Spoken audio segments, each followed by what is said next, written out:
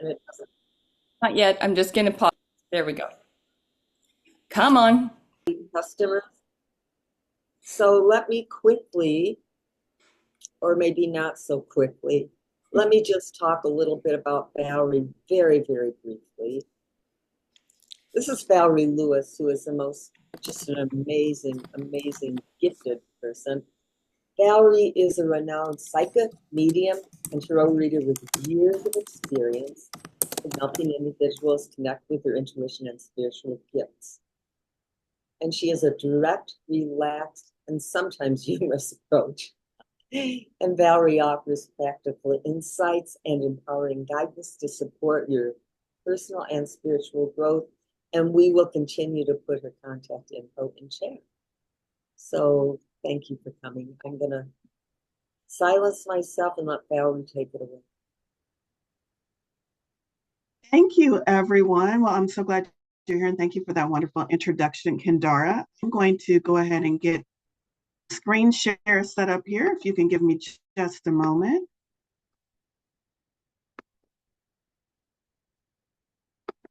Get going here.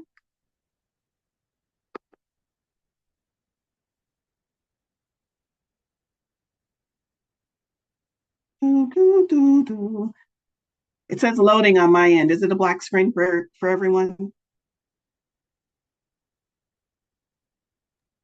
Yes, it is. And then it says okay in the upper Still right. black. Okay. There we go. Awesome. Can everybody see it now? Yes, it's all right. Awesome. Okay, so I'm calling today's event a workshop because I'm hoping that it's really interactive, that you step away, not just listening to me talk for an hour and a half, but that you actually get involved in some of the processes and try out some of the practice examples that I have for you. So you might want to grab some paper and pen here at the beginning while I kind of start talking with the introduction for some of the exercises and practices that we'll go over a little bit later. Like Jacqueline and Kendara both said, if you have questions, I'm especially interested in those questions about, okay, I heard what you said, Valerie, but here's what's going on for me personally. Can you help me with this thing? I'm especially interested in those. So feel free to jot down those questions as they come up for you throughout today's presentation. And I'm going to try to leave about a half an hour towards the end of the event for a question and answer. So trusting your intuition, or as it's been renamed, intuition or not. Like what we're going to cover today, almost all the times that I've been asked by clients or by just people I interact with regarding intuition, what they ask me is, how can I learn to trust my intuition? But what they really mean is, how can I actually know what my intuition is and what isn't my intuition? Because if you knew beyond a shadow of a doubt what your intuition was when it was talking to you, when you could hear it, trusting it would be easy. You'd be like, oh, yeah, that's my intuition. Of course, I'm going to trust it. So it's not so much an issue of trusting it. It's an issue of how can I know what is and is not my intuition? So that's what we're going to be focusing on for most of today's presentation. Specifically, some things we'll be talking about today is what is intuition, benefits of living an intuitive life. Like, why do we even care about intuition? Most of y'all know, but we're going to cover the benefits of maybe some benefits you haven't thought of yet. And of course, intuition or not. How can we tell if it's our intuition or not? And then more specifically, a couple of examples or practices on how we can deepen our intuition or develop it further. And then finally, learning to trust it.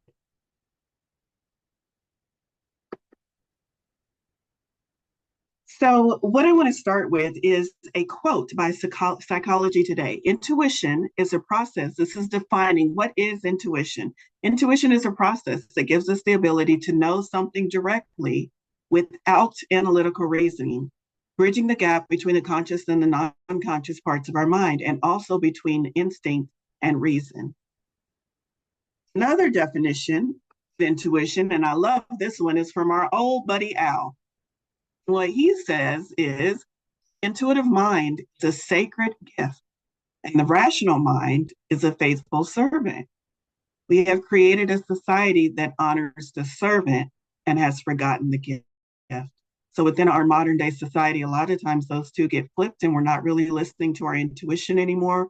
We're trying to analyze and think logically through things. So society has taught us broad sweeping terms. For most of us, we live in a society that has taught us to devalue our intuition, sometimes to the point of not trusting it at all or not even recognizing it when it speaks up, when the voice of it. Have you ever heard the phrase, "You're not an animal"? Like maybe you're doing something and your mom or your kids or somebody say, you're not an animal, cut that out, stop doing that. As if calling someone an animal is a derogatory remark. But I feel that these types of sentiments imply that the difference between humans and animals is our ability as humans to think logically and not rely on our instincts. But this line of thought presumes that logic is a higher form of thought, far superior to instincts. But the thing is, we are animals for the most part. Humans are mammals as well. And we have this sacred gift, this thing called intuition, also called instincts. Being able to use logic and our intuition together, that's the real gift. That's when we really get into the fun part of life. So they're meant to be used together for our greatest benefit. And they have equal standing, if not intuition being a little bit higher. But for the most part, we're taught to value that logical mind instead of our intuition. So we're going to try to flip that on its head today and get more into our intuitive, living an intuitively led life. So another thing, maybe you have had a situation in your life where you just knew something. You don't know why you knew it. You just knew it. I just know today I should probably carry my umbrella. I don't know why. I didn't watch the weather report. I don't have achy joints. I just feel like maybe grabbing my umbrella would be a good idea. It's those little hints, those little intuitive hints that are often dismissed, though. People come up to you, and if you're just doing things naturally, and people will say, well, you need to explain to me how you got there. Why are you doing it that way? What's going on with you? It's that insistence from society, from friends, from authority figures, that insistence that we have to explain ourselves that has led to training that intuition out of us, because you really can't explain intuition. So trying to assign a logical, analytical reasoning to why your intuition works the way it works has, for many of us, trained us out of listening to our intuition. As we try to explain it, we start using that logical side of our brain instead of the intuitive side instead. So again, today we're going to try to flip those things back into alignment, and try to learn how to follow and trust our intuition. Embrace this sacred gift, this intuition, and learn how to integrate it into our daily lives. But why would you want to integrate intuition into your daily life? What is the benefit of living an intuitive life? Intuitive mind is a sacred gift. Again, Albert Einstein reminded us of that. So the intuitive mind is our source for inner guidance and wisdom.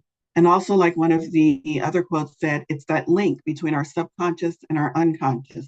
It's that link between our human experience and our spiritual experience. It truly is a sacred gift. Inner guidance is another way of saying our personal connection with the divine. So when we can quiet our logical thinking brain, when we can quiet our logical thinking brain and connect with the divine through our intuition, we can allow ourselves to be led by knowledge and wisdom that is much greater than just our own, that connection to collective or divine consciousness. The combination of that divine wisdom and our own personal reflections on life give us that perfect guidance system to lead us toward our greater purpose, to lead us toward our joy, to lead us toward our goals, those things we said we want to accomplish. Everything we want out of life and everything we came here to experience joyfully can be accomplished in a much smoother way when we decide to live an intuitively led life.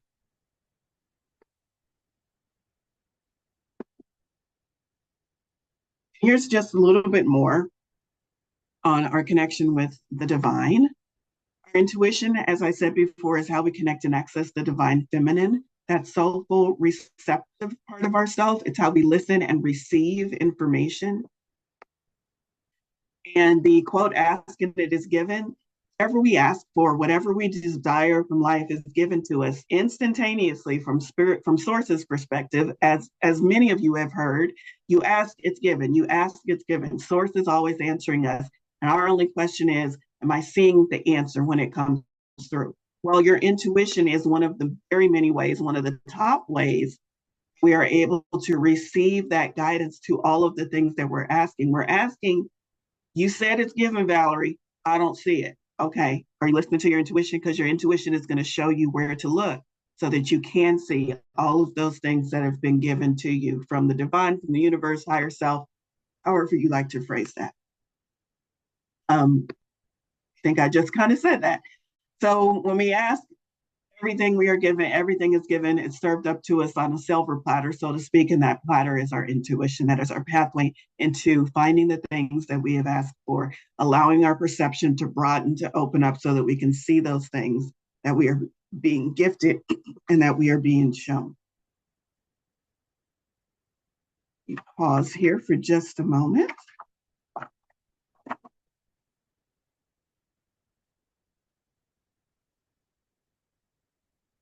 So the benefit of living an intuitive life, I'm not sure if I have this on the next screen. One moment. I'm kind of, yeah, there we go. So to live intuitively, it's to line up to receive all of the blessings and abundance that Source wants to shower upon us. Imagine if you're living a life where you just get to go from one experience to the next, you're completely in flow. Somehow everything always seems to work out. You don't hit all the resistance and the struggle that everybody else in the world is talking about. People look at you and they say, oh my goodness, you are so blessed. How do you do it? How is your life so easy? Well, that is the benefit of living an intuitive life. I don't know that there is a possibility of living a human existence without any kind of resistance.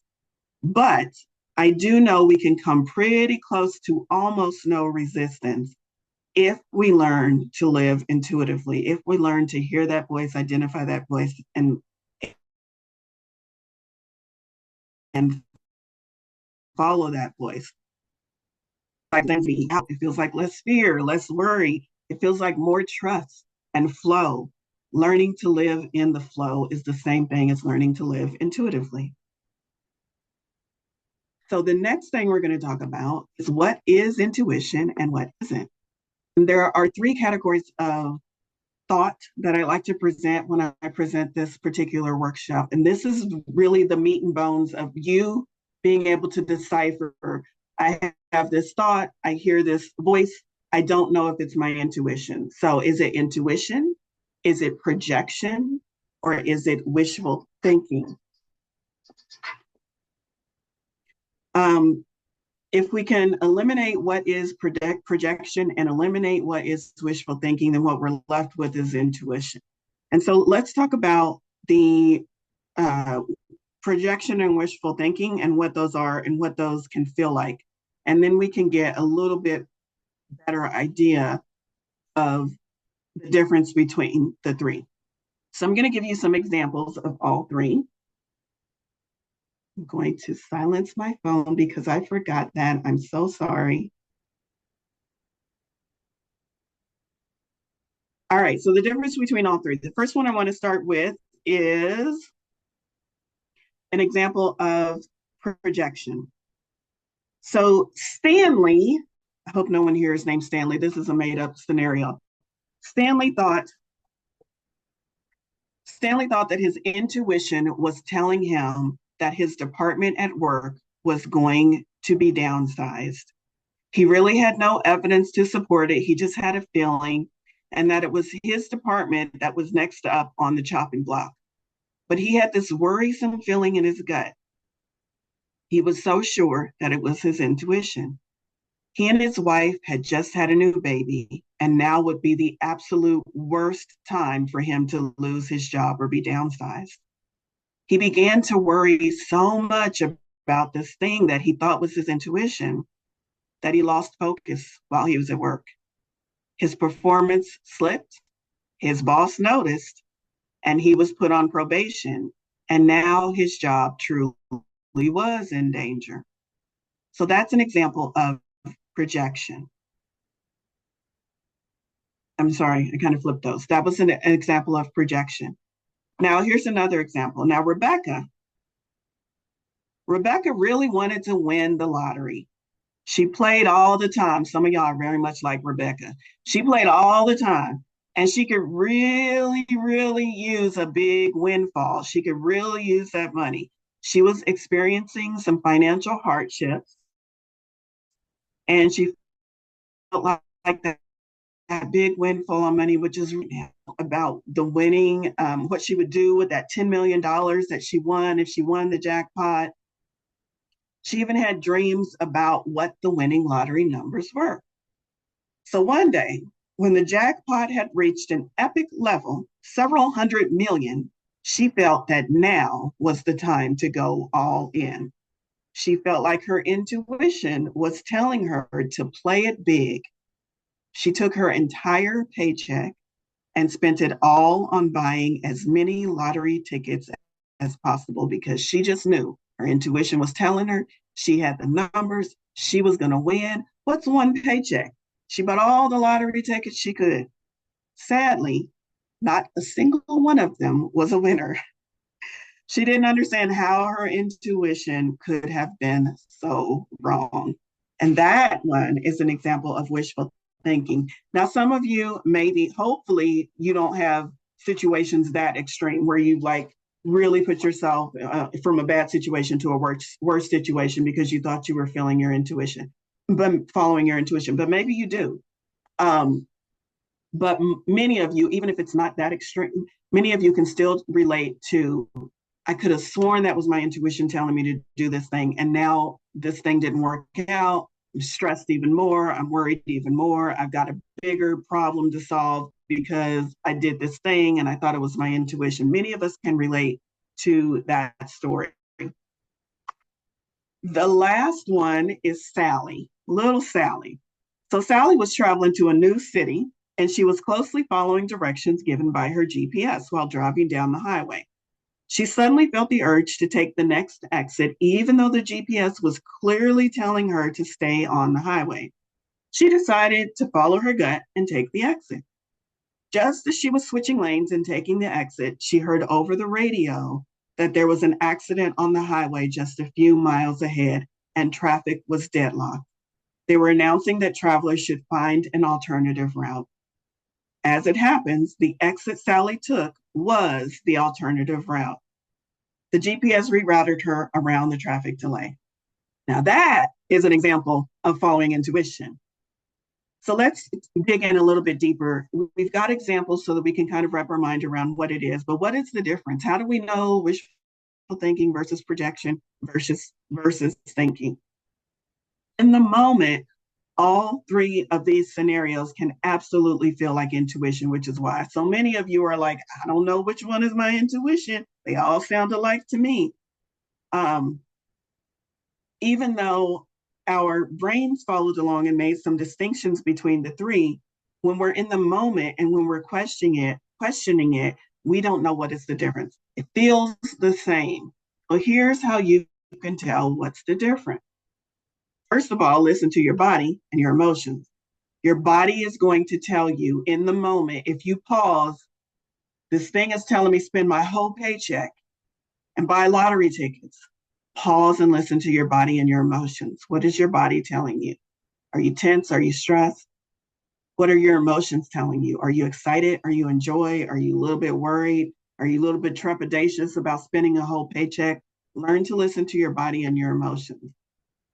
Intuition is often described as feelings of calmness, joy, relaxation, feeling connected, clarity, awe, excitement, inspired, lightweight, and at ease. Now, we're the first one, what was his name? Stanley. We know Stanley wasn't feeling any of that, was he? So right off the bat, if Stanley had just said, I feel like my intuition is telling me I'm going to lose my job. If he had paused and listened to his body and his emotions, and he said, this doesn't feel like calm. Nope, I don't feel relaxed. Nope, I don't feel inspired. Then right away, Stanley would have known that's not my intuition. And he would have dug a little deeper to figure out what that voice was. Now, what did I tell you the other lady's name was? Rebecca with the lottery tickets. Now she might be like, I don't know. I did pause and I was feeling excited because I thought I was going to win. I was feeling inspired to buy the lottery tickets. A lot of times wishful thinking and intuition are really hard to tell the difference between those two. So again, projection, Stanley, the job feels like anxiety, angst, worry, doubt, fear, closing down of your heart center. Pretty easy to identify. When your intuition, quote, because you think it's your intuition, comes up, and in any of that message, the emotion you feel is fear, doubt, worry, angst, automatically, that's an easy one. That's not my intuition. That's something else going on. What about the wishful thinking? A way to tell the difference is to notice if there are also feelings of neediness or a big investment in the outcome, also known as attachment. Are you attached to the result? Do you need this vision or this outcome to work out or to come true?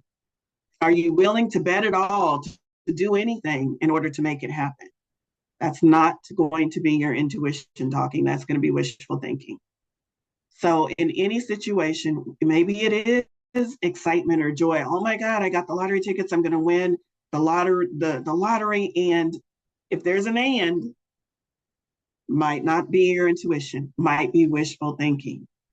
But if you don't care, if you got thousands of dollars in the bank,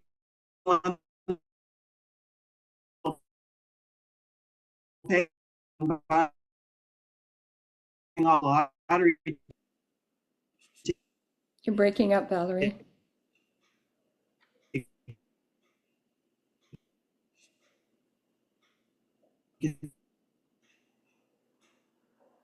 Frozen. Yes. Okay. You're fine now, but yeah. She'll be right back. She's going to switch over to her phone just so she doesn't have this problem anymore. She'll be right back.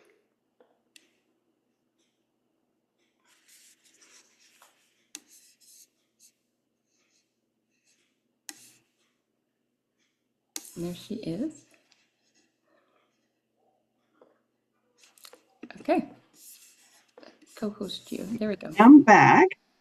Yep. Okay. Let's keep going. Okay, so where I was at, I think I'm done screen sharing for the moment. So hopefully we can do this. Okay. And that won't shut me down. I'll do this. Okay.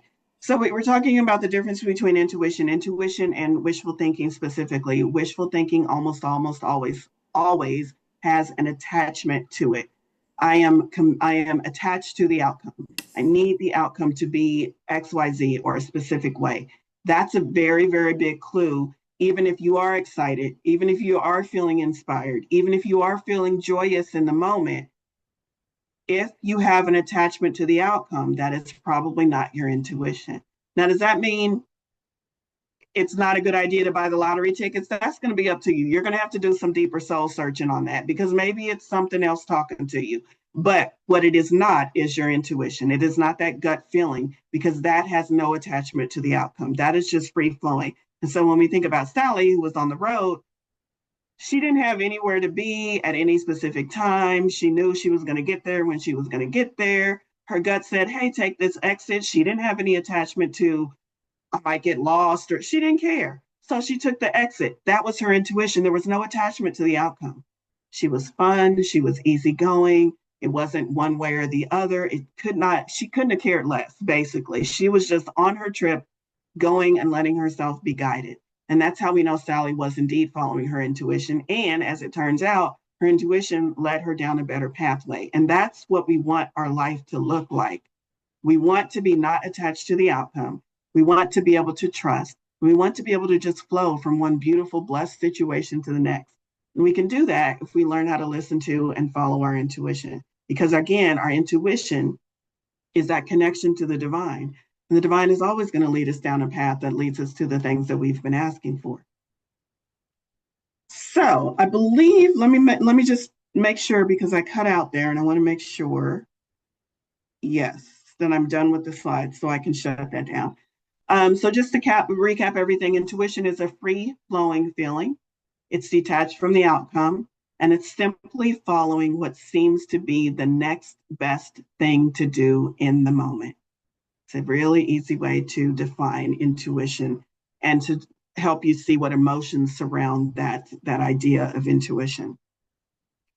So we're going to talk a little bit. Now we're going to do a little exercise. We get to practice, be interactive, digging in and getting to know our intuition a little bit better. So let me see. I want to make sure. I do have some slides, but I think I can do this without the slides. So that I don't shut myself down again. Sorry about the technical difficulties, y'all. Okay, so in the beginning, we were talking about intuition, and I was talking about how if you slow down and you actually listen and figure out what your body's doing, that's a better way for you to distinguish in the moment, is this my intuition or is this something else? So I like to give you a little mantra to repeat. In the moment, if you're questioning, is this my intuition? Here's my little mantra that I say: be still, get quiet, and connect. Be still, get quiet, and connect. Be still and get quiet gives you that moment of pause. It's really difficult to hear your intuition amidst your busy and noisy life. So we need to take small moments throughout our day to get quiet enough to begin listening and hearing the intuitive voice within. So we want to stop and pause and get quiet and really ask ourselves some deeper questions in that moment of stillness. And then connect. Remember how we talked about our intuitive mind being the connection between ourselves and the divine, inner guidance or inner wisdom, whatever you call that source of wisdom that's bigger than you, that guiding source. Well, we need to make a regular practice of connecting to that, connecting to the divine, in order to be able to clearly hear our intuition speak. And you're also going to need to silence your inner critic. So allowing your thoughts to flow freely once you're in that space of quiet and calm and connection come to you, that's going to be really important, that free flowing, not listening to your inner critic. All right, I think I'm back. I'm going to go ahead and get my secondary Zoom set up so I can switch if it knocks me off again. Okay, so that free flowing, don't question or analyze again, because what is the thing that works against our intuition? Falling all the way over into that logical analytical brain, and that silences the intuition. We want them to be balanced. The logical brain, not at that time. Logic, we want to stay in that free flowing. I'm not going to overanalyze this. I'm not going to overthink this. I'm just going to allow these thoughts to flow. So I want you to think, and this is the setup for the exercise that we're going to do. This is one of Kendara's favorite exercises. I'm just explaining it in a different way and giving a big buildup for it so we can see how to apply this exercise to intuition development. So I want you to think about something that you are seeking intuitive guidance on. Try to be generally specific, is what I call it. Generally specific means, instead of saying, I would like to know the winning lottery tickets for the Midwest lottery on this exact date at this exact time, that's way too expensive. That's way too specific. So again, if you're very new to trying to decipher your intuition, try to go a little bit general and say something along the lines of asking your intuition, how can I allow more financial stability? So you're still on the topic of money, but you're not so specific that it's really hard to hear what your intuition has to say about it. So that's what I mean when I say generally specific. So think about something in your life that you would like intuitive guidance on. Here are some other suggestions of how you might pose those questions, staying general. How can I love myself more? That's very general. What does the divine think about XYZ, whatever that might be for you? What's the best path to follow to reach my next goal? Or what do I need to know about this moment? Am I living in my purpose? All questions that you can ask your intuition. When you tap into your intuition, what you're looking for is next steps. You're not looking for the whole path ahead or big answers. You're looking for what are my next steps and how can you lead me down the path that's going to give me the answer or lead me down the path that's going to take me to this goal. So intuition is like next steps, like a plan. I hesitate to call it a blueprint, like a map. That's a better way to a better analogy. It's like a map. How do I get from here to here, following your intuition? So all of this setup is for what I like to call, in this specific situation, intuitive writing. You may have also heard it called, what does Kendara call it? Automatic writing. Automatic writing, that's the word for it. Automatic writing, intuitive writing, it's the same thing. But when you use the tool of automatic writing specifically to develop your intuition, that's what we're going to do today. This thing in your mind of what do I want my intuition to lead me down? Here's how you do this specifically for developing your intuition. We're going to do it now. Set a timer for 5 minutes, and you're going to write down every thought that comes to mind, no matter what that thought is.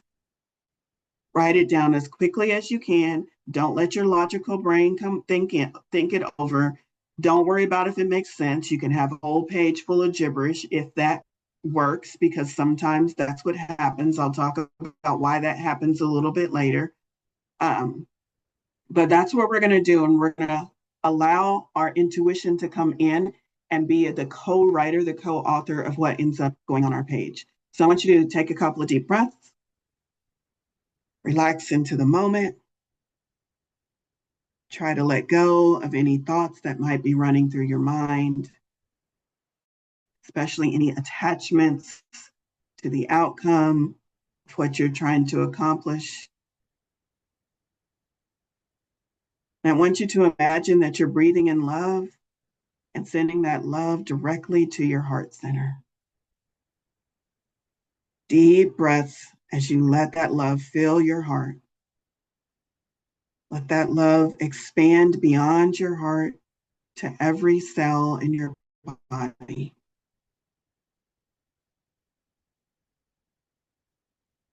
And now let that love flow out, extending beyond your physical body, surrounding you in a protective field of love. Relax for just a moment. There's nothing for you to do. There's no thoughts you need to be thinking. There's nothing you need to figure out. And just let the peace and the calm of that protective field of love surround you and support you.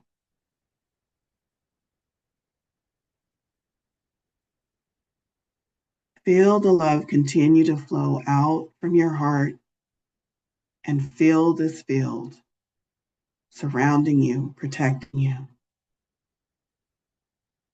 This field of love that you've created, flowing from your heart, surrounding you, is your connection to the divine. You're in your own little room with the divine, sheltered from the outside world, sheltered from any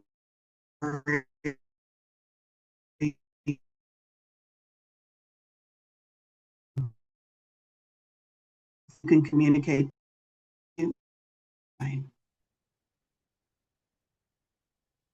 Stay in this space for just a moment.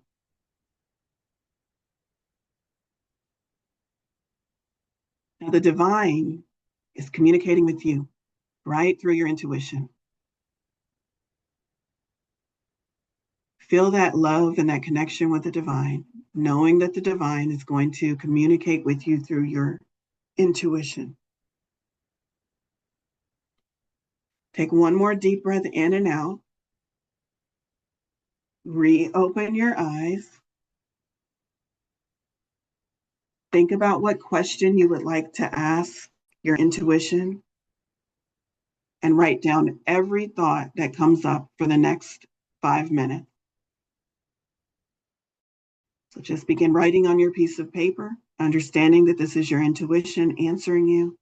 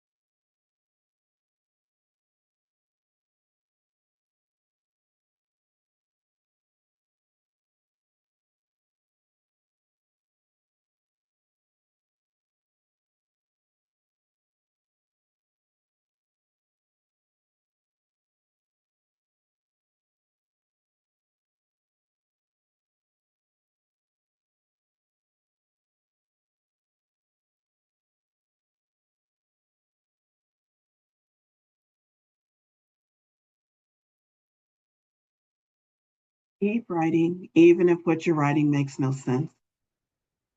If you have no thoughts flowing to you, put that on the paper. I have no thoughts flowing to me.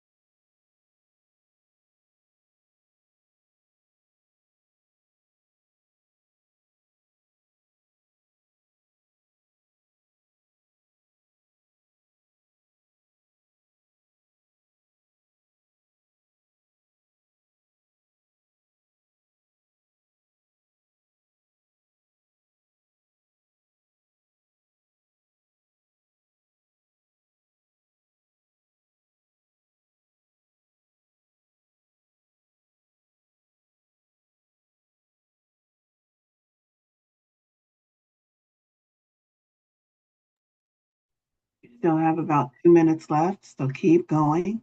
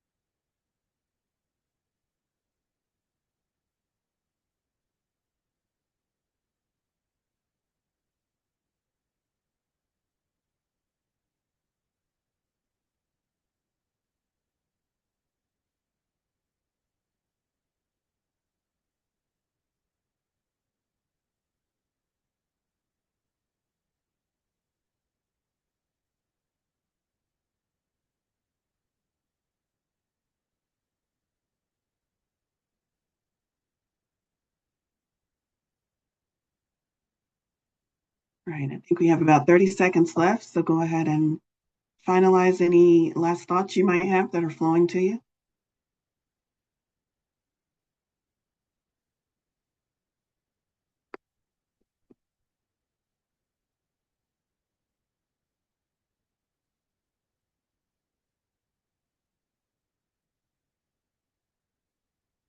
All right, pins down. That's my teacher voice. All right. Okay, so I want to talk about a couple of things that maybe came up for you if you're not experienced with automatic writing. For those of y'all that this is a regular practice or one that you enjoy, you might not have experienced this. But for a lot of us, the experience of automatic writing is like, what do I do if I'm not thinking about it? If I'm not, what am I doing here? And my screen is, and so the automatic writing portion, if you started on your paper and you had nothing but gibberish, that is okay. When I first started the practice of automatic writing, a lot of the first words I would write were just blah, blah, blah, like literally BLAH. I would just fill the page with nonsense. Things from my day would just kind of dump out. And here's what's going on in your brain. Here's what's going on with your intuition and your connection. They are saying, thank God this human is finally listening and finally giving me a voice. And it's like a brain dump where your intuition, maybe messages from childhood are coming through, or all kind of things can come through and go out onto the paper when this is a new practice that feel like complete gibberish, because it's like your intuition is like, oh my goodness, I finally have a voice. What do we talk about? And it just kind of dumps all this stuff that it's been holding on to energetically for a really long time, and it makes no sense, and that's okay. Stay with the process. Do it 2, 3, 4 times until, like, maybe the fifth time you come across one sentence that really, really makes sense and really sounds like your intuition or spirit or the divine speaking to you, because you got all of that backlog, so to speak, out of the way. You finally cleaned the pipe, and now you have that clearer connection where you're able to receive those messages. So that's what could be going on for some of you if you just got a bunch of gibberish. Someone said over in chat that they couldn't get their inner critic to shut up. Okay, that's fine, because your inner critic is used to being the one with the mic. And now that you have taken it away and tried to give that mic to your intuition, your inner critic is just being loud, being obnoxious. So stay with this practice if it felt very uncomfortable for you. And I know some of y'all were like, man, are we still going? Yeah, 5 minutes. I say 5 minutes and y'all are like, oh, that's not long at all, until you sit down with the pen in your hand, and then it seems like a very long time. So stay with the practice, because it may have been uncomfortable in the beginning, but that's your brain, your system, your energy getting used to actually listening to your intuition and giving your intuition a voice. So with saying that, couple of questions, we can pause here for a little share. Was there any new insights that came up for you as you were journaling, either with the connection to your intuition or actual insights that your intuition gave you? Do you have any questions about the process or any questions about anything that came up? And is there anything you would like to share with the group? Yeah, Kendara. It was kind of neat. My mind just quieted, shut down, and just let it come in. And it was so cool. So thank you. Just really awesome. Yeah, thank you, Kendara. Kendara is an expert at the automatic writing, intuitive writing. But that you mentioned a good part when you said your brain just shut down. It's really, really important to take that before you do automatic writing, to take that moment to really try to be present. That get quiet, be still. I already messed it up. Be still, get quiet, and then connect. It's going to be really important to make sure that you've settled into your space and that you've done the best you can to quiet your brain. So, any other questions? I cannot see through Alex. Yes, thank you. I had a little, is actually just about what you're talking about. I was wondering if there was anything that you would suggest if you're having trouble connecting. Like, I found myself with what I wanted to ask. I found that fear around it projection and like an attachment to the outcomes around my health, were like in here and getting in the way of even just connecting to love and the present moment. And then when I did, start writing, it was definitely, it could just be the stuff that's there. But I definitely found, all the things that I've been thinking and trying to do to help myself, but not really having an answer for it. Just the same stuff that I already have been trying to do. And I don't know. I wonder if you had any thoughts to any of that. So it sounds like some of the things that you've already been trying to do have been intuitive hits, because when you sat with your intuition, you got some of the same messages. So that's a good thing. Health and money, those big topics, it's really, really hard not to be attached to, I would like to keep living, or I would like to have money for food. It's really, really hard not to be attached to those things. And spirit knows that. So in those situations, practice, practice, practice, and sit with each message you get and evaluate it against, is this really my intuition, or is this projection or wishful thinking? Does this statement I just wrote down or this thought I just had feel like fear, feel like trepidation? How does it feel in my body? Do I feel tense? Do I feel relaxed? So it's really going to be practice, practice, practice. The more you practice, the more you'll be able to weed out which was my intuition and which one wasn't. And especially when you're getting those repeating messages that it's going to feel like you're on the right path. You're not going to know why.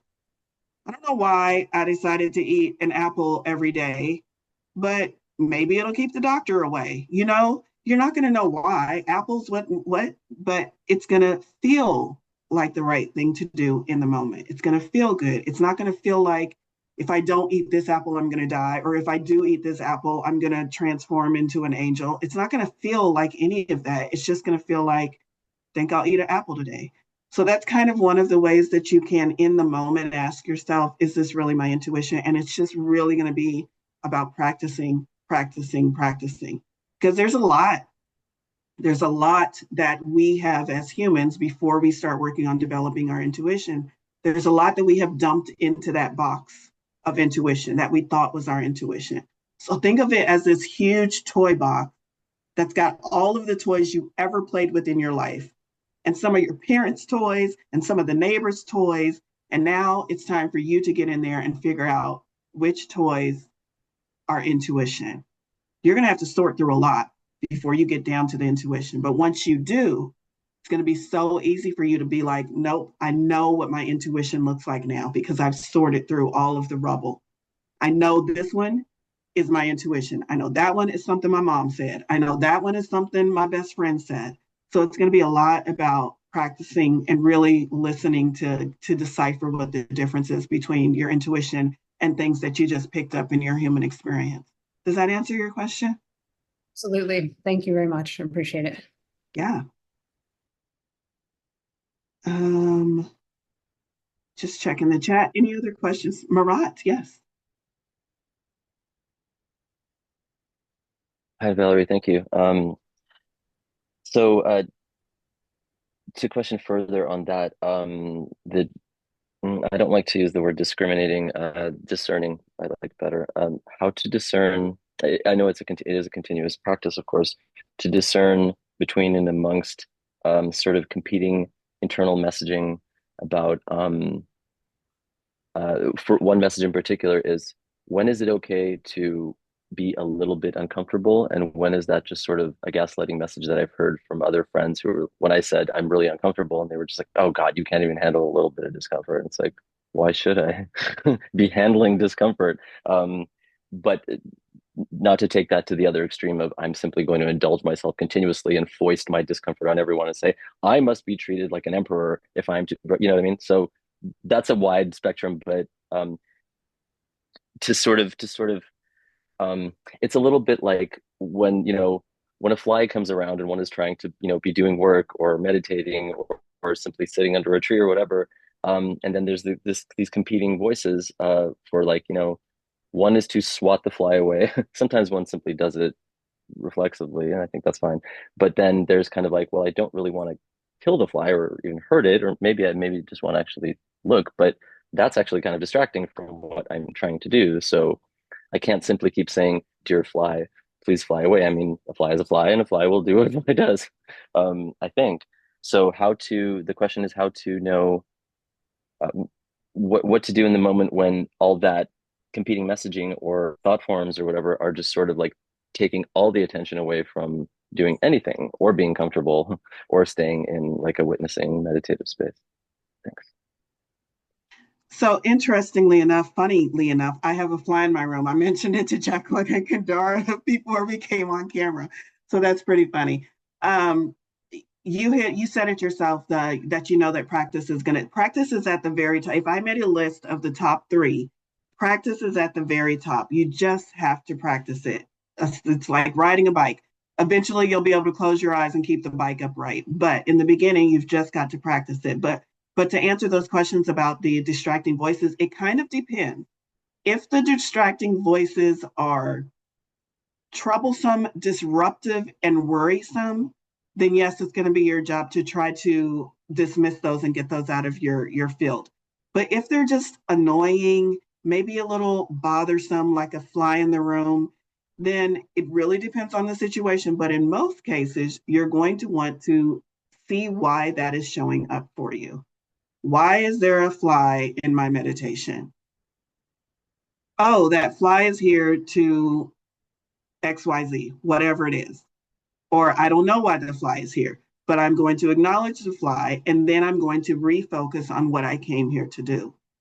So a lot of times it's an acknowledgement of what we would consider a disturbance.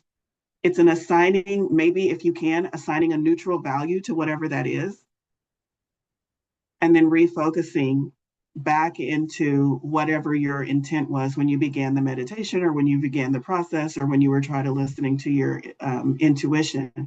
I like to see it as sometimes I have these I didn't know that there were people that existed that didn't have voices in their head.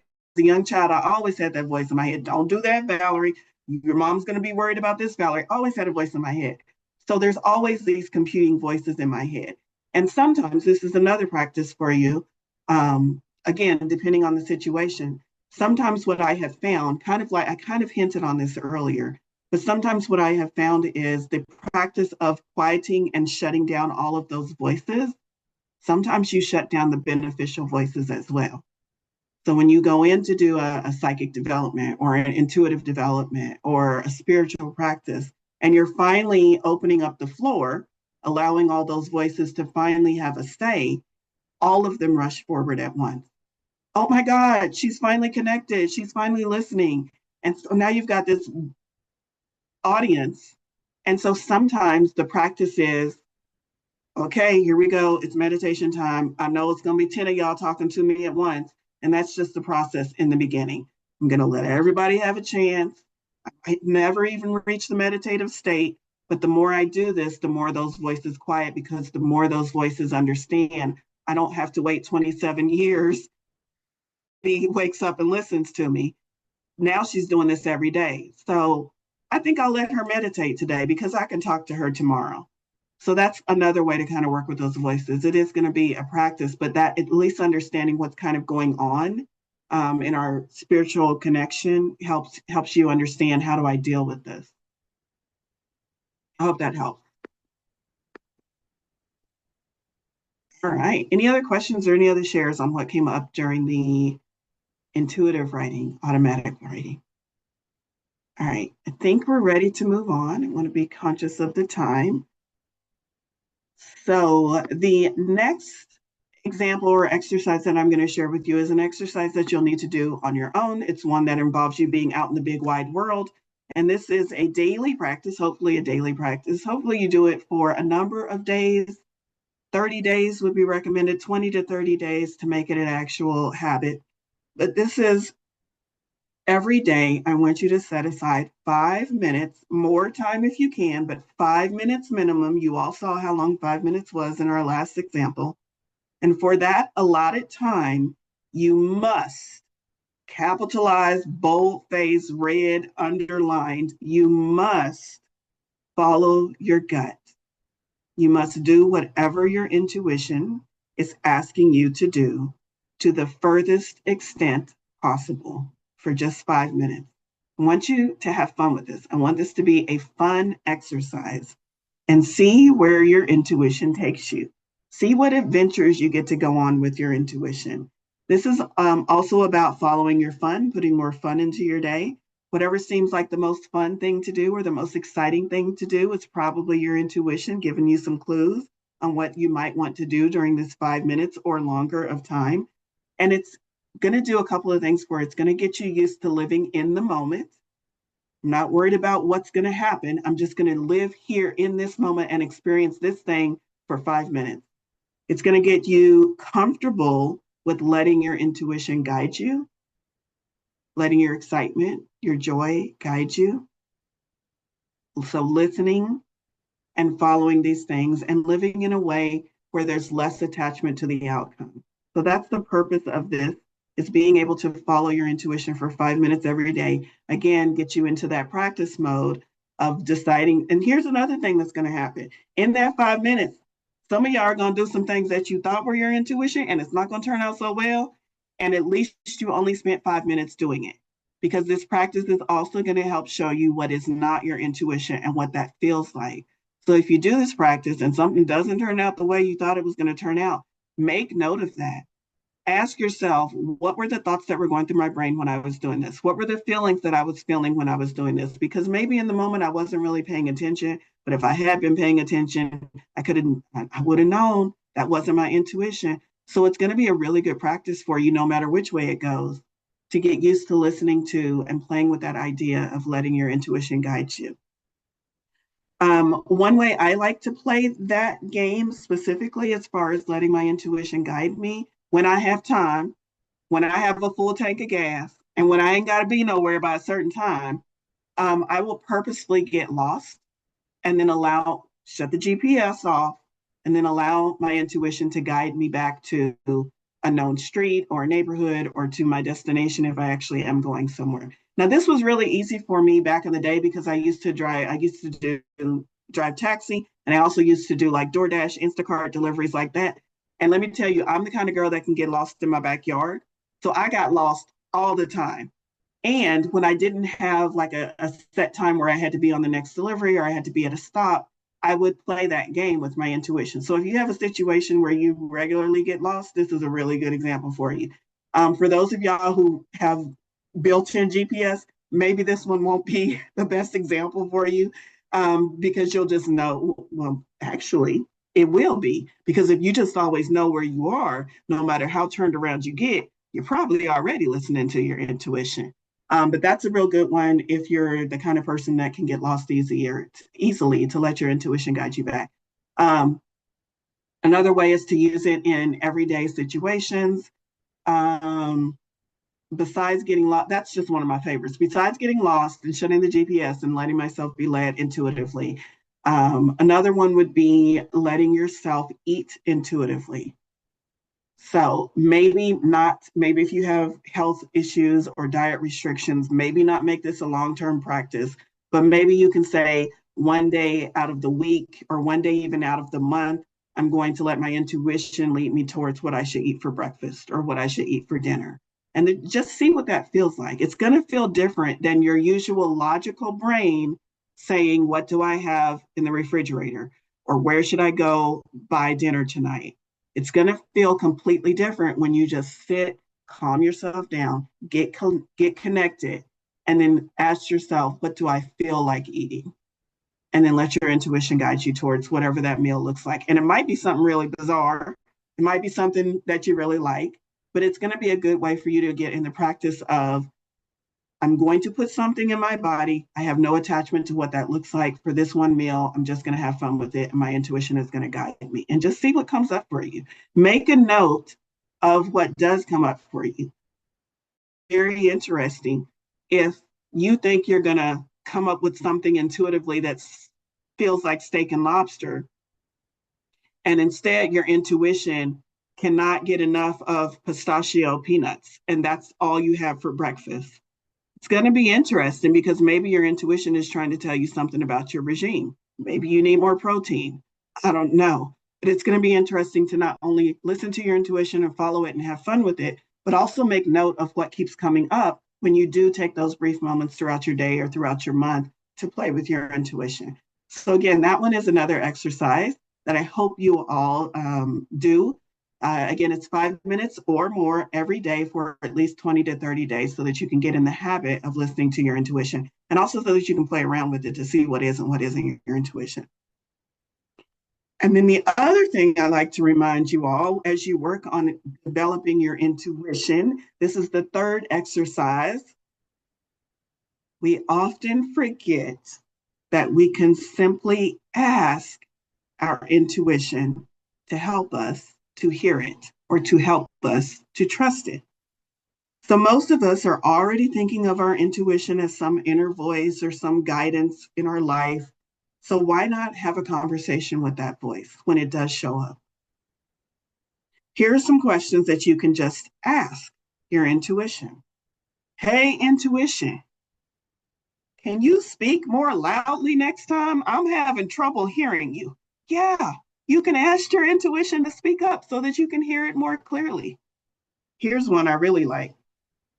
Hey, intuition, can you maybe use an accent so that I can tell your voice apart from the other ones? For a very long time, one of the voices in my head, it's a spirit guide, but spoke in a British accent.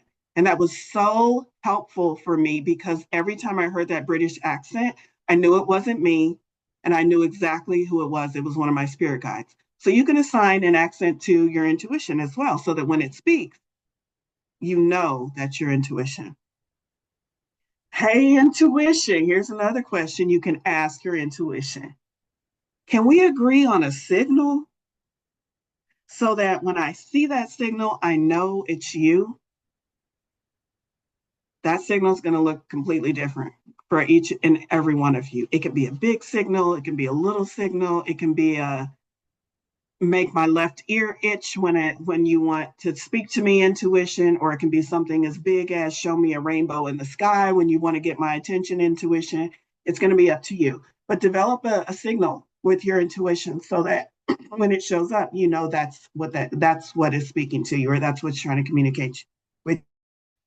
And then just think to yourself what other questions you would like to ask your intuition that are going to help differentiate it for you from the other voices or from the other noise that's going on in your life. You might have something more personal that works for you, but think about that. What you're trying to do is personify your intuition and then ask your intuition how they can more clearly identify themselves in your world and what's going on with you. All right. I'm going to do this next part without slides because I don't want to pull the slides up and mess up my internet connection. So this last part, we've talked about identifying our intuition, ways that we can work with and develop our intuition. And this last part is about trusting our intuition. So you've been working with it, you've been practicing with it. Imagine yourself 30 days in the future. You get this hit, you get this voice in your head, and you know it's your intuition. But some of y'all, myself included, are some stubborn motherfuckers. And even though your intuition is telling you to do something, your logical brain kicks in and you decide not to listen to it. That doesn't make sense. My logic and my analytical thinking is telling me to do. I know I've been listening to you for 30 days. I know that's you, intuition, but you saying some crazy shit right now. And I think my logical brain is the one I should listen to. How can you trust your intuition?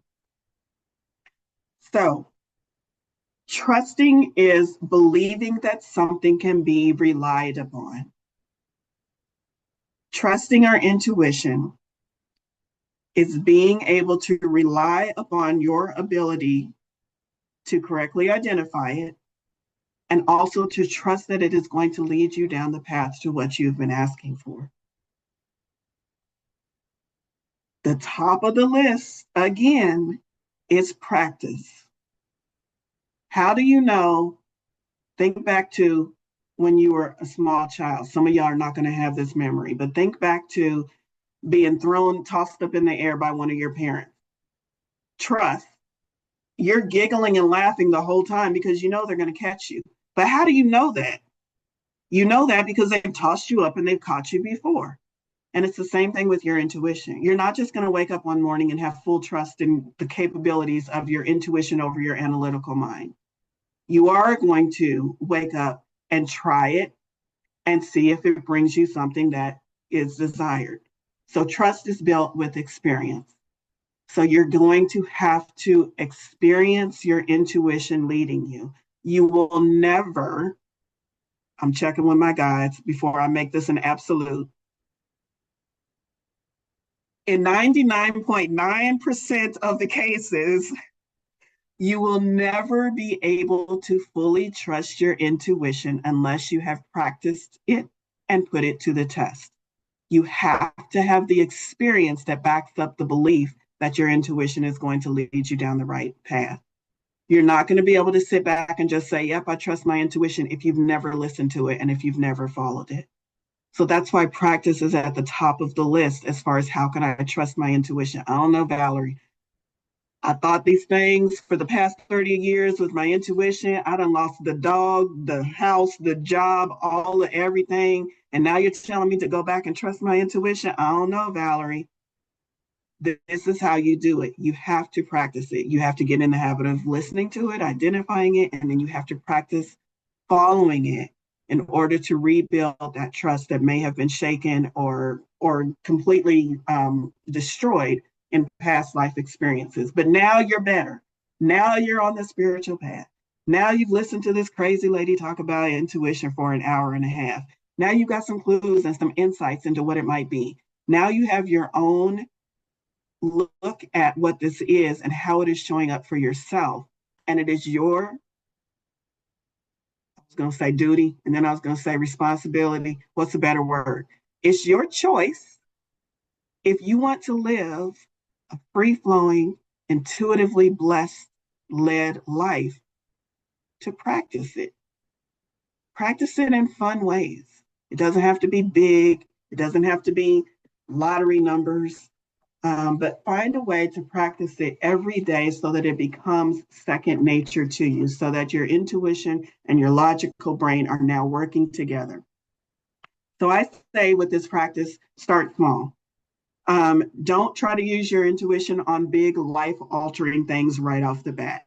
So practice using your intuition on things like daily card pulls for yourself, deciding what to eat to lunch, deciding what time to wake up. Maybe you, on the weekends, instead of setting your alarm clock, maybe you let your intuition wake you up. There's all kinds of ways that you can practice with this. I already talked a little bit about intuitive eating and deciding what the meals, but following your intuition on how you spend your free time, we kind of talked about that for 5 minutes every day. There's so many ways that you can practice this and allow this practice to be playful, allow it to feel free-flowing, allow it not to be attached to any outcome, but start on something that's small and seeing if you can get the map. It's not going to be the end-all be-all, but see if you can get the map to, I would like to manifest tomorrow a free cup of coffee, and I'm going to let my intuition lead me to that free cup of coffee. So when I wake up in the morning, I'm going to follow my intuition. Free cup of coffee. It feels like an attachment, but it's not really, because I can make my own coffee at home or buy my own coffee. So I'm not really attached to the outcome. If it happens, great. If it doesn't, great. That's the whole idea. If it happens, great. If it doesn't, great. So free cup of coffee. I'll wake up tomorrow and my intuition is not going to, I'm not going to open my eyes and, man, I really wish Idris Elba's standing there holding a cup of piping hot coffee for me. No, it's not going to happen like that. But if I let my intuition, I might be guided to wake up, and I might be guided to get dressed, and I might be guided to go to the grocery store for cheese. And while I'm there, coffee's on sale. And oh my God, there's a person giving free samples of coffee away for this new coffee. Bam. So it's following your intuition looks like step by step, leading you to that thing that you said you wanted. So that's how you practice that. And I cannot stress this enough. I've said it before, but allow yourself to get it wrong. Don't beat up on yourself if you get it wrong. Let yourself get it wrong. Even look forward to getting it wrong. Like the guy with Edison, how he did the 99 times. I don't know if this is accurate, but the 99 wrong ways to build a light bulb, and then the last one he finally did. Well, allow yourself to get intuition wrong too, because if you put so much pressure on getting your intuition right, you will stifle it. So allow yourself to say, I don't know if this is intuition or not, but I sure as shit I'm going to practice it, because I know if I practice it enough, I'm going to get it right. But if it's wrong, that's fine too, because I'm going to learn what it's not. In the process of learning what it is, I'm going to learn what it's not. And all of that input is very valuable to my development. So that's pretty much all. Can I put wishful thinking? I see that comment over there. That's pretty much all I wanted to share as far as the workshop and some tips on working with your intuition. I now want to open it up. If you have examples, things that have gone on in your life regarding intuition, or questions about all of that, sounded great, but I'm still struggling with this one concept or this one idea. Now is your time to go ahead and ask your question. Any questions, or did I do just an awesome job of explaining intuition? Surely y'all have questions about intuition. I'll give you a couple of minutes just to think about it. Is there something in your life you would like to be intuitively led by? I had a question in one of the last time I did this. Is intuition the same as psychic ability? Anybody ever wondered that? Because it sounded like you were talking a lot about psychic ability, Valorie, when you were talking about just let myself pick my food for the day. Is intuition the same as psychic ability? I believe sometimes they can be indistinguishable, but I do believe they are two separate things. I believe sometimes they are so similar, but that they look like they're almost working in conjunction. But for myself, I separate them. That's how my brain works. Intuition is a tool used by my psychic abilities, if that makes sense. So sometimes my psychic abilities use intuition to move me, to get me to log on early when I don't know I'm going to have tech difficulties, but I better log on early, and bam, there's the tech difficulties. Was that psychic? Was that my psychic ability telling me that, or was that my intuition? I feel like it's intuition, because I know my intuition at this point. But sometimes they can be indistinguishable. And here's what I say to you. If you're questioning, is it my psychic ability or my intuition? What the fuck does it matter if it's leading you where you want to go? It really doesn't matter. Now, at some point, you're going to want to distinguish them just for shits and giggles. But if it's leading you to where you want to go and giving you the guidance that you want, it really doesn't matter if it's your spirit guide, if it's the divine, if it's your intuition, if it's your psychic abilities. If it's allowing you to experience life the way you came here to experience it, then sometimes you get way too much in your logical brain trying to figure it out, that you miss the whole moment of just enjoying what you've been led to do or led to experience. So I feel that sometimes intuition can be stronger during the full moon or the menstrual cycle. Yes, anytime you are more connected to the divine, that tool that the divine uses to speak to you, intuition, is going to feel stronger. There's lots of astrological events. Right now we're in one.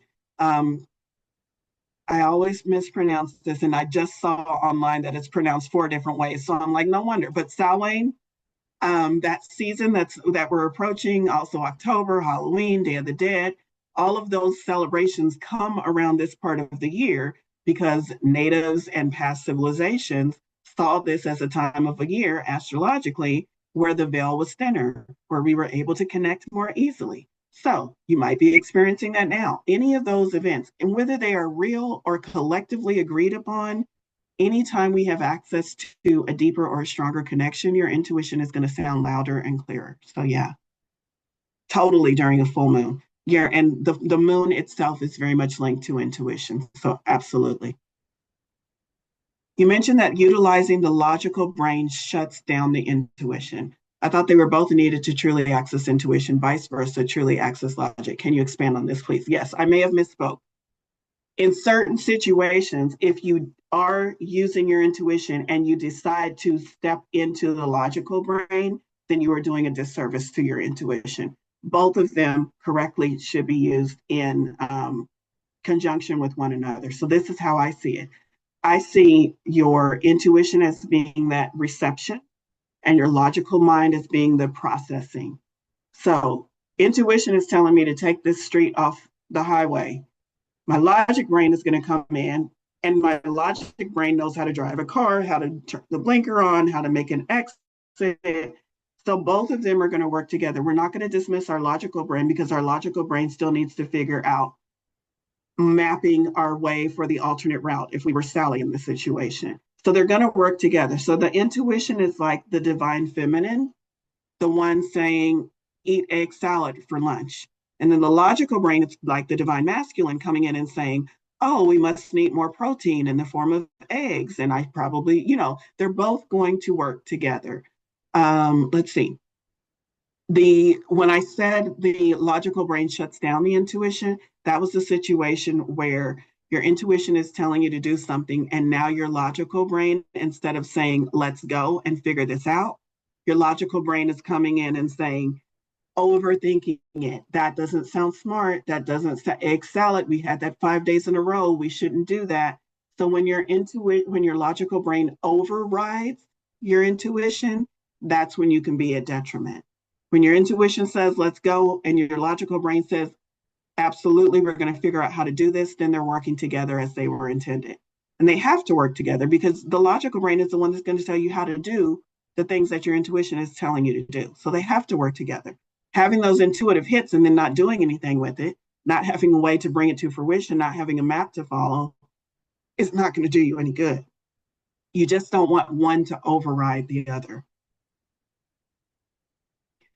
What if my intuition went wrong? Yay! Celebrate that, because now you know that wasn't your intuition. Celebrate that. If it benefits you, dig into it and figure out what that voice was. Was it my fear? Was it anxiety? Was it something else? If it benefits you, if it doesn't benefit you, just move on, as putting that in the column of this was not my intuition. And now I know this was not my intuition. So, your intuition will not lead you down a path that is detrimental to you. Your intuition might lead you down a path that looks different than the path that your logical brain mapped out, but not lead you down a path that is detrimental to you. Then how do I trust my intuition again? Practice. Now, I've had these hits and I've rolled through the mud and I've got knocked off my horse and skinned my knees and all of that in the name of intuition. But now I think I know a little bit more. I've experienced a little bit more life. I'm ready to try again. And I'm going to start with these small things. I'm not going to upend my whole life, but I'm going to start with these small things. 5 minutes a day, playing with it, things that don't affect my life. That's how you build the trust again. Practicing with it, listening to it, deciding that you want to build that trust again, and then moving in alignment with that choice that you have made. If you're telling yourself in your brain, my intuition is never right, you're going to have a really hard time trusting it.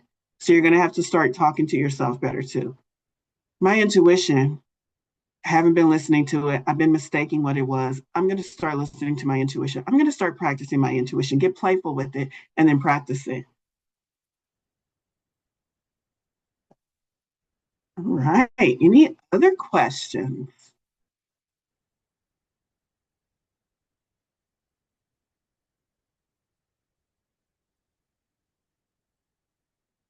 Okay. I thought we would have a lot of questions here at the end. Let's see. Oh, no. Here we go. Are people reading my mind, or are they using their own intuition or psychic ability?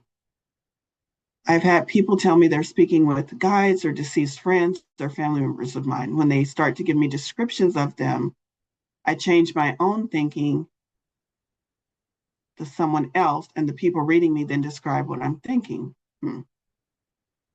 Say they're reading from source, but they seem to be reading me.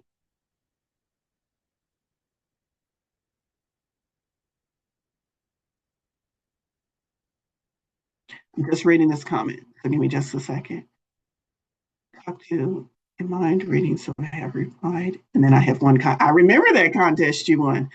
How does any of this happen? Intuition, psychic ability, guides or source or spirits, mind reading, something else? Big questions. I'm going to have to answer it in a big way. I try to keep these type of workshops on an introductory level so that everyone can benefit. But that big question over in the chat, I'm going to answer it in a big way, and this is what I know to be true. Take it for what it is. Leave it behind if it doesn't work for you.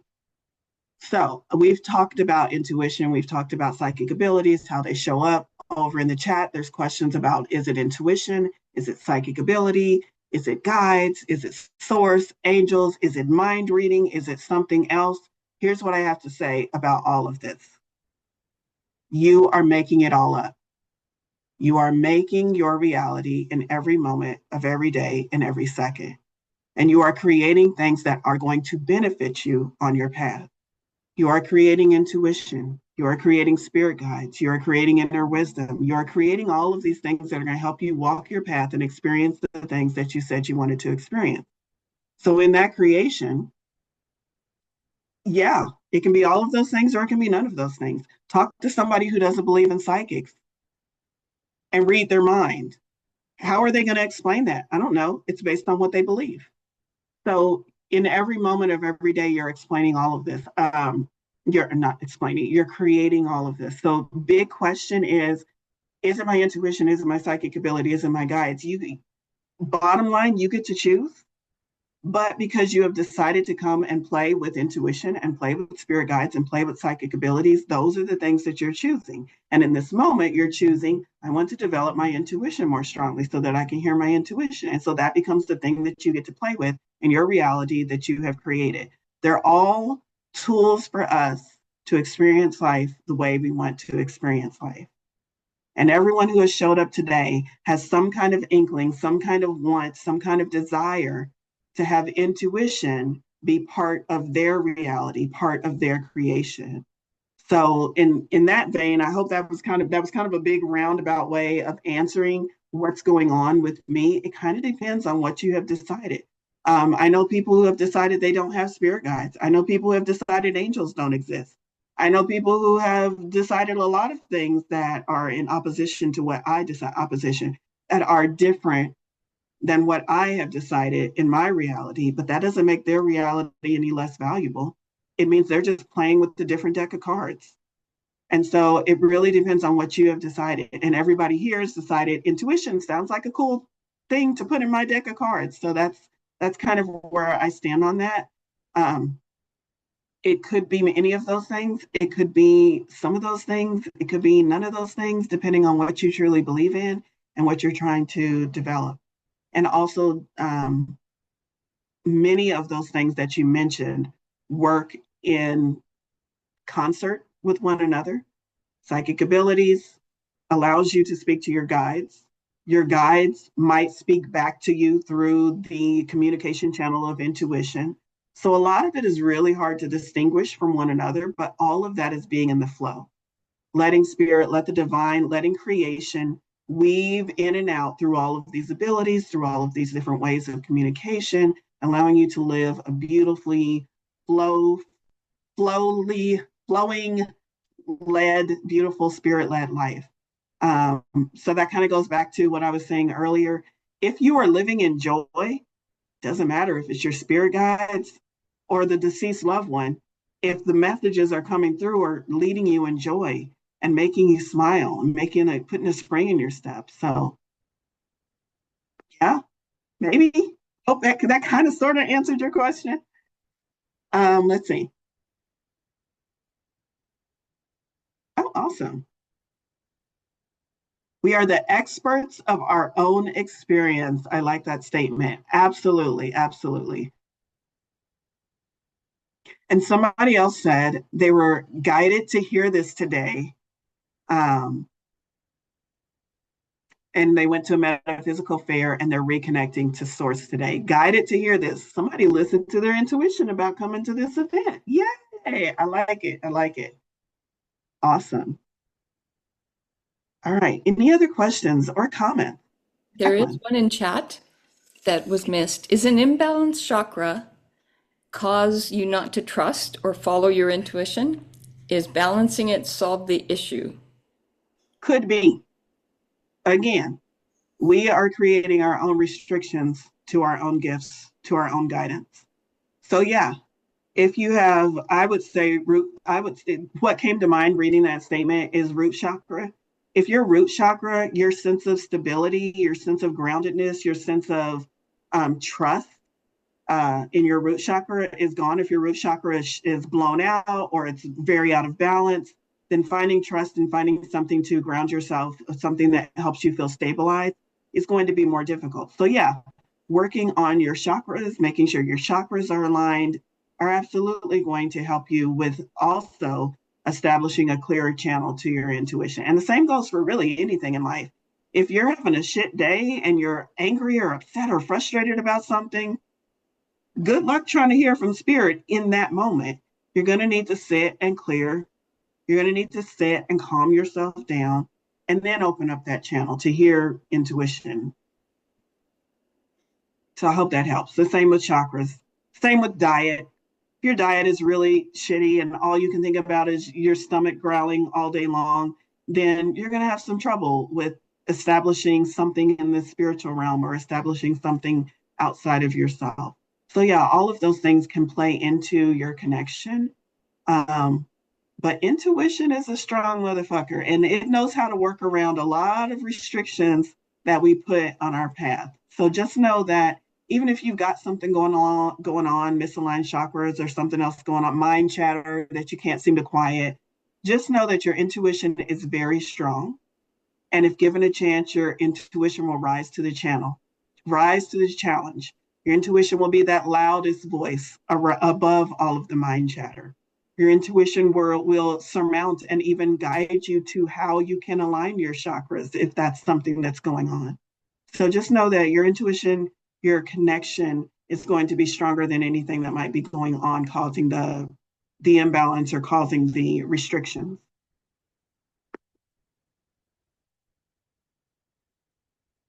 All right, anything else? These are some great questions. I have a comment of an experience that I wanted to mention when it comes to this. About a year, maybe over a year ago, so about a year and a half ago, I was working on my intuition and I was working on my connecting with my spirit guides. And out of the blue, it came up that I live in Vancouver, British Columbia, Canada, in the city. So it came up that this certain perfume that I wanted was going to be on sale in this certain store, and we have 3 of them in Vancouver. And so I said, okay, that's my intention is to get to one of these stores to find this perfume before it's gone. So I went out, and it was a summer's day, so I said I'm going to walk to these 3 stores, even if I wasn't even sure where 2 of them were. I knew where one was because I always went to it. So I'm walking and I'm trying to follow my intuition, and so I go to the first store and they're sold out because it was the store that I knew. So then I'm walking to these other stores, and I couldn't remember the street name, and so I was going intuition or spirit guides, which one? What's going to take me there? Anyway, I get to one street and I'm kind of completely confused, and then finally it's kind of like I get Seymour kind of dropped in me, Seymour. So I think Seymour Street, it's over one more. So I go over to that street and I find the store way down on Seymour. I walk in there and I hunt everywhere. And the woman says, oh yeah, I think we have 1 bottle left. So we go hunting, and nope, there wasn't any bottles left. So I'm leaving that store, heading to the 3rd store. Now I'm frustrated and I'm going, okay, intuition or spirit guides, whoever's working with me here, or maybe you're both working with me. But I asked you to send, and you even gave me the drop of Seymour Street. So when I got back home, I don't know if I brought it to you, Valorie, or to someone else, but I know I was saying, "What happened? I didn't get blah blah blah. I missed my yeah." Anyway, I was kind of confused and frustrated, and then somebody said to me, or no, my guides talked to me at a later time and said, "It was your intuition that gave you Seymour because you were on the wrong street. They gave you the street to find the store." And I said, "But why didn't, when I got there, why wasn't there perfume? Why wouldn't they, if they gave me the store, why didn't they give me the perfume?" Well, you've been practicing your intuition and you're with your guide so much that you've been asking us so many questions about everything. And we're not here to be to take you to this corner and pick this up and buy this instead of this. We're not here to answer all your questions. We're just here to assist you. And so intuition was there for you, but we're not here to answer all these little questions because I was asking everything. Everything was being asked and it was overboard. And they were just kind of saying, "Okay, we've helped you enough with this. Settle down and you just kind of trust now because you've been yeah." And so I wasn't quite sure why all of this was happening, but I did understand when they finally said, "We're not here to just answer every single, like, do I blow my nose? Should I blow my nose now? Should I have a drink of water? Like, I mean, have a drink Yeah. of water now?" Like, I wasn't that crazy, but I was getting pretty crazy because I can be kind of obsessive when I practice things. Yeah.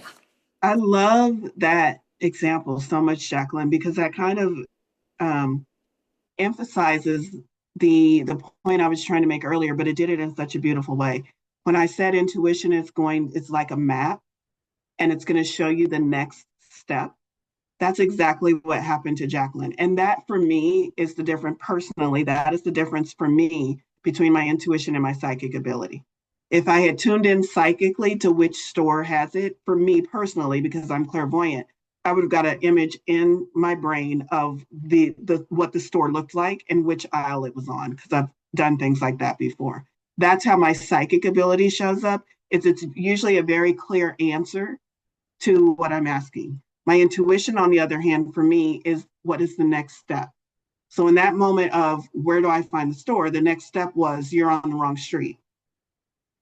Next step is Seymour, not the whole answer to where am I going to locate this shampoo, but the next step to, okay, I'm in my car, I'm trying to find the store, because that's what your brain and your intuition was leading you to the store that you said you wanted to go to. So yeah, that's a really good example. And for me, that's kind of how I tell the difference is, am I just getting the next step on my path? Or am I getting a full-blown revelation of the answer to my bigger question? That's kind of, for me personally, how I differentiate between intuition and psychic ability. So I'm so glad you brought that up, Jacqueline. Yeah, for sure. We're also not here to divest you of the joy of discovering these wonderful truths for yourself. Absolutely. Absolutely. And that's why sometimes have you ever heard people describe their intuition as being led on a wild goose chase? I have often. And a lot of times your intuition, again, is giving you the next step forward, not the whole path, not the big grand answer to the winning lottery numbers, but your intuition is going to give you the next step forward and the next step and the next step. And when you can just follow those steps, you're going to be led in a beautiful experience, down a beautiful road you've never been down before, whatever it is. Your intuition is giving you the joy of experience and the joy of exploration, adventure, just the next step, just the next step. One time when I did get lost, here's an intuitive story, because I told you I like using my intuition. I did get lost and I let my intuition try to guide me. My intuition told me to go down the street that I'd never been down before, and I was almost certain it wasn't going to lead me to where I needed to go, but I did not let my logical brain override me, and I didn't have anywhere to be, sat back home in my bed. So I let my intuition guide me. I went down this street that I didn't think was the right street, which actually ended up being the right street. But I went down this street, and in the process of going down this street, I saw an albino squirrel. Albino squirrels in my area are very rare. And this was the second time I had seen an albino squirrel. And of course, I took that as a bigger spiritual message, and it was. But I thought to myself after I got home, if I had not followed my intuition, I would have never seen that squirrel. There's no way I would have ever seen that squirrel. So a lot of times my intuition was just leading me to the next step of delight, of a spiritual message that had a bigger meaning. And it wasn't so much about making sure I got to my destination. It was about, I've got to show her this squirrel. So yeah, next step, next step, next step. All right. So there's questions over in the chat about the recording. So my understanding is we don't normally record these. So the link will be sent to me after the event, and I will find places to post it. If you're already following me, you will see me post it on within my group over there. Can you post that again? The very first line where it says join my membership, there's a free level that you can join, and I'll be posting it on that platform. But I'll also try to come back and post it on Meetup in the comment section of this event, just because I know that'll be easier for most of you to find that. And also, I didn't really talk a lot about, this is on Kendara's group. Thank you so much for having me as a guest. But also when Jacqueline pops that over there again, I do have my own Meetup if you'd like to stay connected. I will have my Meetup through the end of December, and then I'm switching to the other platform that Jacqueline just posted there in the group. So find me in either place, either on Meetup or in that membership group there. Again, there's a free level, so you just have to join on the free level, and you'll get all my posts and all of my content on that And membership then site. you and I are doing a presentation, a psychic development group for Yes. that I do every month. However, this month, Valorie is my lovely assistant. So that's Yes. a meetup also. Yeah. We're So make amazing. sure you come back and see us Monday. And will you come back next year and do this again? Because you are a little rock star. I would love to be a guest again. Yes. Thank you, Jacqueline. And thank you, everybody. Yeah. Any And final questions? 11 people joined the group today while you were talking. So thank you, everybody. 11, that's a number of spirituality. I do have a comment. I have to make it. It's my mantra. The best way to increase your intuition is to meditate. I have to say that. At least once a day. Yes. Agreed. Because that meditation is that be still, get quiet, connect. That's your meditation. When you can do that, you can truly tune in and listen. You're tuning into your body, you're tuning into your connection, that connection in that meditative space, so that you can more clearly hear your intuition. Absolutely. How did I forget mention meditation in Kendara's group? How did I forget that? Thank you, Kendara. Jacqueline, all right, thank you. Can you put that real, sorry to be rude. Can you put that real quick, the link for her with the information on it? So I did, they can just now. You little rock star. Thank you, everybody. Thank you. Have Thank a you great so day, much, everyone. Yes. Thanks for coming. You're so Thanks. appreciated. Practice your intuition. See you at the next one, guys. Thanks. Bye, everyone. Bye, everyone.